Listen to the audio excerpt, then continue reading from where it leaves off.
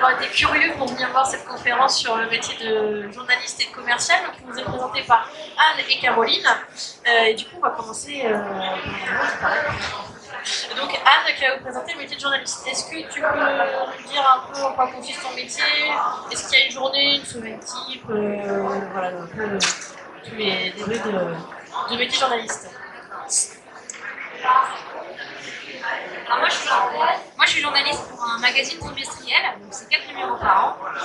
Et mon métier ça consiste à aller chercher l'information, soit sur le terrain, soit dans mon bureau, à traiter l'information, à la recueillir et à la rédiger, à la mettre en mots et à la mettre dans notre journal. Donc ça peut être aussi bien des photos que de l'information rédigée. Voilà, donc une journée type, il n'y a pas vraiment de journée type parce que ça dépend de l'actualité. Il peut y avoir un sujet un petit peu chaud à traiter le jour même et à mettre sur les réseaux sociaux. Et après, ça peut être par exemple des journées sur les salons comme aujourd'hui, à aller rencontrer les professionnels, à aller à Cheval Passion, voilà, et faire des photos, parler sur les réseaux sociaux des événements. Et pourquoi avoir choisi ce métier de journaliste? J'ai choisi ce métier de journaliste pour allier ma passion du cheval à la passion de l'écriture.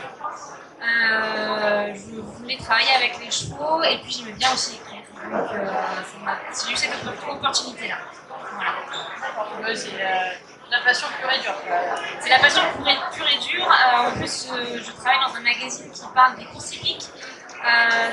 Des sports équestres, de la culture autour du cheval. Et moi j'ai aussi à travailler un petit peu dans les chevaux de course. J'ai aussi commencé à monter dans le complet avec mon cheval. Donc j'aime vraiment le cheval dans toute cette diversité. Et donc travailler dans ce magazine-là qui parle de toute la culture équestre, c'est vraiment passionnant.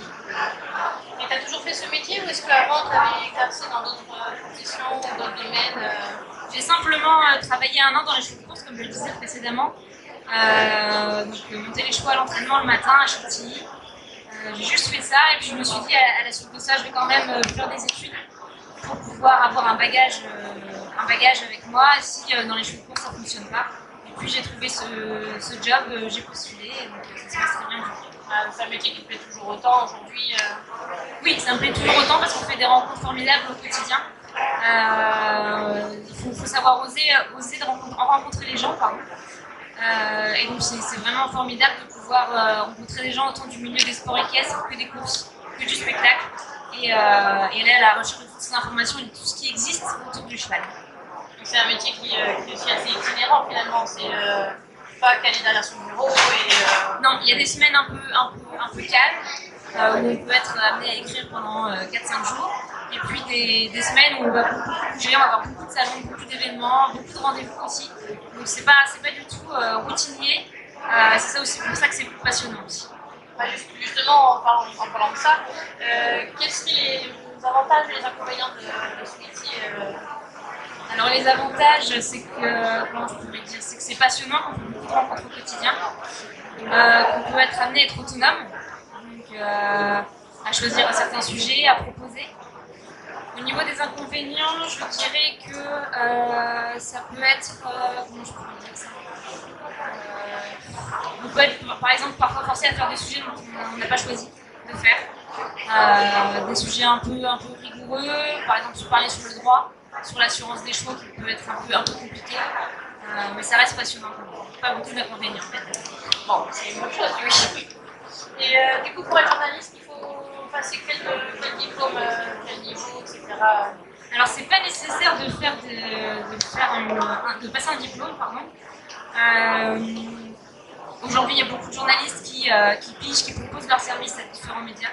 Ça aide, c'est sûr que ça aide d'avoir une formation dans différents médias, de savoir toucher à la vidéo, de toucher à l'écriture. Mais c'est pas nécessaire aujourd'hui si on est débrouillard, si on est curieux, si on propose ses services et ses compétences à différents médias, c'est possible de s'en sortir et de trouver un job. Si on sait écrire et qu'on sait de quoi on parle...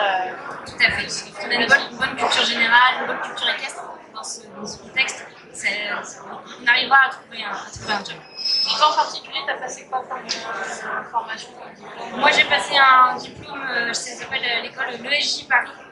J'ai fait juste 2 ans pour me former à tous les médias, tous les médias qui existent. Et je me suis spécialisée dans l'écriture. D'accord. Et pour parler de choses qui fâchent pas en termes de revenus, voilà, mensuels, salaire, tout ça. Alors brut, on est autour de 2000 euros, 1009 en début de carrière, et après évidemment si on évolue en tant que rédacteur en chef, ça peut grimper. Un poste qui peut évoluer. Voilà. Et alors je sens qu'au fond, il y a des personnes qui voudraient devenir journalistes. Tu leur dirais quoi quand ils se lancent? Je leur dirais d'oser, d'aller rencontrer les gens, de ne pas avoir peur, que au pire on nous dit non, mais qu'il faut savoir oser. Il faut être curieux de tout, il ne faut pas dire non, ça m'intéresse pas, je connais, je sais. Non, on peut avoir des a priori, on peut découvrir plein de choses, donc il ne faut pas avoir peur de se prendre un râteau et d'y aller. Voilà. Il y a toujours des bonnes surprises et souvent des bonnes surprises. L'apprentissage au quotidien. C'est ça, exactement. Merci Anne. Est-ce que vous avez, vous, éventuellement des questions Est-ce qu'il faut savoir parler de L'anglais ça aide. L'anglais ça aide beaucoup. Après ça dépend des médias, c'est toujours pareil. Mais l'anglais c'est forcément toujours un atout, ça c'est sûr. Surtout dans le milieu équestre, où il y a beaucoup d'international dans les compétitions, c'est un atout, c'est sûr. Alors nous, comme on est un journal dans le français, je voyage très rarement, mais ça peut nous arriver, ça c'est sûr. D'accord, bah merci. Bah, du coup, on va passer à Caroline qui va nous présenter le métier de commercial. Du coup, bah, même combat, présenter ton métier, s'il y a des journées de spectacle ou pas. Voilà, Alors moi j'ai un rôle un peu particulier, je suis responsable commercial du magazine et mon job en priorité c'est de vendre les espaces publicitaires. Pardon, comme ça c'est mieux? Allez, vendre les espaces publicitaires du magazine, donc ce sont les pages de publicité, mais aussi les espaces publicitaires sur les réseaux sociaux et sur le site internet. Je m'occupe également des partenariats avec tous les événements sportifs et avec les différents acteurs de la filière, qui ressourcent par exemple la Fédération française d'équitation. Et j'ai aussi une autre notion, c'est organiser des événements pour des marques qui peuvent être amenées à vouloir développer du business, organiser des événements à thème. Et je mets en relation les marques et notre réseau pour pouvoir créer ces événements. Donc j'ai pas vraiment de journée type, j'ai pas non plus de journée d'organisation très précise, c'est beaucoup en fonction des événements qui doivent arriver. Après, on a quand même l'obligation de sortir un trimestriel ou de respecter des dates, donc j'ai des périodes de bouclage, c'est une grosse pression parce qu'il faut toujours remplir les pages vides. Mais je n'ai pas de journée type, je peux commencer à 6h du matin, comme je peux commencer à midi, je peux travailler le week-end. C'est vraiment qu'on s'adapte en fonction des événements, des besoins, des demandes qu'on peut nous faire. donc c'est pareil, c'est un métier qui demande de s'adapter, de bouger un petit peu. On bouge beaucoup, on fait beaucoup d'événements. On est souvent invité à des conférences de presse, à des lancements de produits. Donc oui, on est souvent amené à se déplacer. Et qu'est-ce qui t'a donné envie de faire ça Je pense que c'est dans le tempérament d'être commercial. Je pense que la fibre commerciale, là où on ne l'a pas, donc ça peut s'apprendre, ça peut s'améliorer. Je pense que quelqu'un qui n'a pas cette fibre-là, ça va être plus compliqué pour lui de se lancer dans ce milieu, dans ce métier-là. Après, moi j'y suis arrivée parce que j'ai commencé ma carrière par être enseignante d'équitation. Donc j'étais la commerciale de ma propre structure et ma propre commerciale. Et puis je me suis rendu compte que c'était quelque chose que je faisais instinctivement, naturellement. Et quand j'ai souhaité sortir de mon emploi de monitrice d'équitation, je me suis dit que commercial dans ce milieu-là, ça pouvait être sympathique. Et je me suis un peu intéressée aux offres d'emploi. Et j'ai découvert que le chemin de magazine à l'époque cherchait quelqu'un et je me suis dit, allez, on y va, tentons l'expérience. Et ça a été une très belle opportunité parce qu'aujourd'hui, je suis responsable commercial pour un autre magazine qui est sur l'art de vivre, toujours sur le monde du cheval. Mais c'est ma fibre commerciale qui m'a emmenée. Elle t'anime toujours autant, ça te fait toujours autant d'être commercial Oui, c'est passionnant. On rencontre plein de gens, comme disait Anne, c'est toujours des rencontres, des rencontres, des rencontres. Et puis, on ne sait jamais de quoi demain sera fait. Sur un salon comme celui-là, on rencontre des gens dans différentes disciplines. On rencontre des gens qui ont des métiers toujours différents. Et du coup, ça peut nous emmener à encore des rencontres et puis à s'enrichir. D'accord, bon là du coup on a vu un petit peu tous les côtés positifs, mais quels pourraient être les côtés négatifs de ce travail Alors le côté négatif du commercial, c'est la pression du chiffre d'affaires. Il faut aller chercher de l'argent en permanence et il faut passer son temps à réfléchir à comment monétiser son temps de travail. Quoi que je fasse comme action, derrière, il faut que ça permette de rentrer de l'argent pour payer nos journalistes, pour payer notre santé, pour payer nos photographes. Donc la pression, on l'a en permanence et encore plus, comme je disais tout à l'heure, on a du page du magazine, on a des pages vides, il faut les remplir. Grosse pression, il faut réussir à soutenir des rythmes de travail parfois un peu intenses. Ouais. Et pour rester un peu sur le côté effectivement financier, même question en termes de revenus, on commence à combien? Est-ce que ça peut évoluer? Alors, en général, un commercial, il a un mode de rémunération qui est un peu différent d'un journaliste. On va avoir un fixe qui va en général être aux alentours d'un SMIC, et en plus de ça, on a un variable. Le variable, il va être indexé par rapport au pourcentage sur le chiffre d'affaires qu'on va générer. Ça, ce sont des pourcentages qui se négocient avec les patrons. Pour vous donner une idée, un commercial qui débute sa carrière, il va avoir un SMIC horaire de base, et ensuite un petit pourcentage qui peut être de 2 à 5% sur le chiffre d'affaires qu'il va générer. En tant que responsable commercial, après, en fonction des résultats qu'on a en tant que commercial, ça peut doubler, voire tripler, voire quadrupler sur un euro un produit, un service qui est très bien. Il n'y a pas de limite de rémunération commerciale. Et comment tu négocies justement ce pourcentage de chiffre d'affaires Eh bien, je pense que c'est une connaissance du marché, c'est une connaissance de son métier. Après, je pense qu'en tant que commercial, on sait sur quel salaire on a envie de se baser. Et après, on espère toujours se dire que parce qu'on va faire le travail, on va performer le boulot, on va réussir à augmenter notre variable. Je pense que le salaire en lui-même, c'est chaque commercial qui se fait dans son esprit en fonction de l'estime qu'il a de son produit. Et du coup, comment on se forme pour devenir commercial? Il y a des centres très classiques avec des écoles, des bacs des BTS, des écoles de commerce. Et puis après, il y a des formations sur le terrain. Moi, je n'ai pas de diplôme particulier, j'ai un monitorat d'éducation.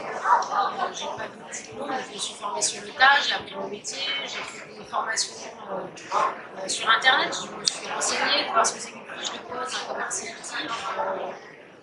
Je pense qu'on peut faire un circuit cursus scolaire classique, et on peut aussi entrer sans avoir forcément Tout simple comme disait Anne, de la curiosité et aller chercher. être curieux, c'est la meilleure des choses. Et je pense qu'il faut sortir du cadre, c'est-à-dire ne pas rester toujours dans ce qu'on attend sur le nous. C'est-à-dire que si on veut se démarquer, si on veut être bon dans son métier, il faut avoir ce petit grain de sel, cette petite folie qui permet aux gens de se rappeler de nous, et puis nous qui nous permet de nous dépasser, d'aller chercher autre chose que ce qu'on est habitué à faire pour avoir. D'accord.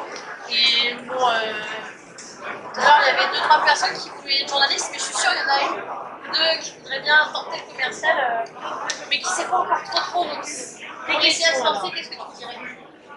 Pour s'aider à se lancer, Oui, pour qu'elles se lancent, tu leur dirais quoi il ne faut pas trop réfléchir pour y aller. Il faut se trouver un produit ou un service dans lequel on croit.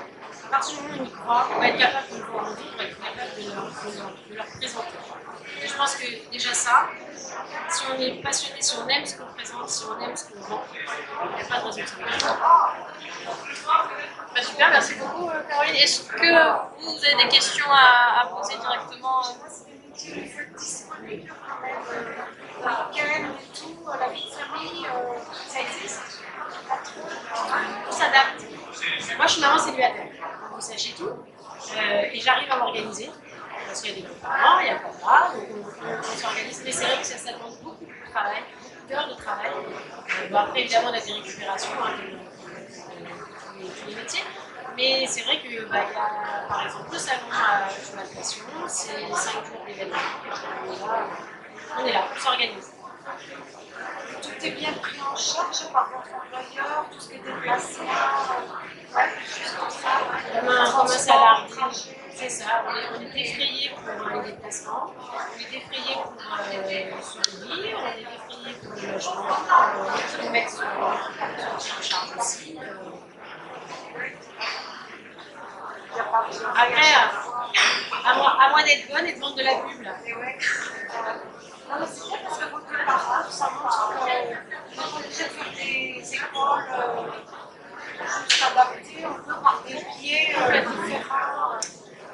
On peut avoir des pieds et ce que disait Caroline tout à l'heure, je vais rebondir là-dessus, c'est qu'il faut savoir aussi être différent.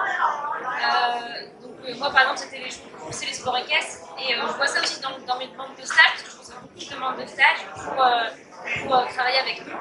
Et c'est toujours des parcours classiques qui viennent du jumping, qui veulent faire du journalisme parce qu'ils veulent écrire.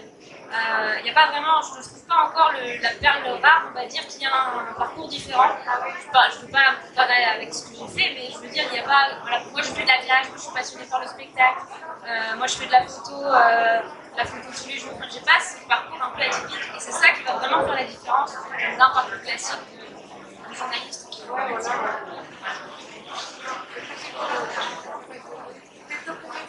Dans le journalisme, je sais pas moi, la télé, c'est plus compliqué après si on n'a pas quand même des diplômes, enfin des références, non? Après, c'est plus le réseau qui va faire la différence. Après, on peut demander, c'est pas nos amis, ça va être notre relationnel. Notre réseau, on va pouvoir faire appel à différentes personnes pour rebondir, pour évoluer, pour changer de métier peut-être. Ça va être, pour un journaliste, ça va être aussi le réseau commercial aussi, je pense. Voilà, donc, au final, je fais aussi un petit peu de commercial. Je suis sur les événements avec Caroline parce que je dois me forcer à travailler mon réseau. Il y a beaucoup de choses français, équestres. Il n'y en a pas beaucoup, il y en a 4-5 généralistes. Après, il y a des spécialisés sur la plage, La santé, la santé. Et ça se porte bien la presse papier en France comme ça? Non. On ne va pas vous mentir, c'est assez compliqué. Ah ouais. C'est grâce à la publicité que moi je vis maintenant, c'est grâce à Caroline que nous on vit. Moi aujourd'hui, c'est vraiment les médias digitaux qui prennent une grosse part du marché. Le problème, c'est que le digital, malheureusement, c'est éphémère. Donc,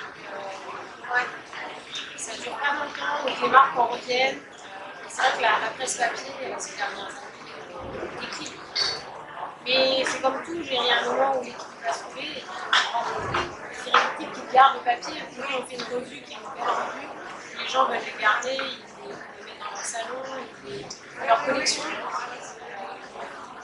Je pense que la presse papier n'est pas les plus belles années de la presse, mais c'est pas la fin de la presse papier. Je pense qu'il faut s'adapter à l'évolution du marché. Parce que vous êtes moins soumis peut-être à la politique en plus. Ça n'a pas d'influence dans votre presse. C'est pas comme les presses généralistes. Oui, plus ou moins indépendantes, tout ça. Ça doit être très Oui, mais c'est pas facile. Il faut lutter contre l'air. Il faut s'adapter tout le temps. En fait, on est en permanence à la recherche de l'évolution et de s'adapter aux nouvelles tendances. Parce qu'on a de plus en plus des digitaux, on a des web télé. Là, il y a des podcasts maintenant qui se mettent en place. C'est pas pour autant qu'il faut les oublier et les bannir. Il faut au contraire s'en servir pour faire la promotion de notre magazine ou d'autres sujets qu'on ne pourrait pas traiter dans notre magazine. C'est plus des sujets de fond, peut-être. Voilà. Et nous, on considère qu'on n'a pas de concurrents, on considère qu'on est tous confrères. Alors, on est des confrères, chacun a sa ligne éditoriale, chacun a son public. Et on travaille les uns à côté des autres, et parfois même on se serre les coudes et on essaie de trouver des modes de fonctionnement ensemble pour continuer à faire avancer notre bien, tout simplement.